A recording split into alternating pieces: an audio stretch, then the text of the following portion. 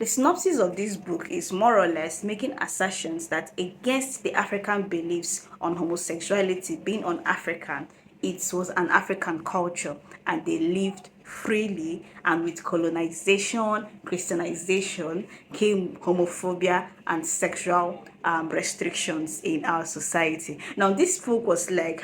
this book has another author, Ife Amadiume, who wrote on male daughters and female husbands, but not as a testament to homosexuality in Igbo land, but as a cultural practice that is targeted at procreation, which is one of the vital tenets against homosexuality in Africa. We say amụta nwoke ya bụrụ nwoke, amụta nwanyị ya bụrụ nwanyị, maka na okeke nwanyị dị njọ. Now this expression is rooted in the idea that a woman can stay back in her father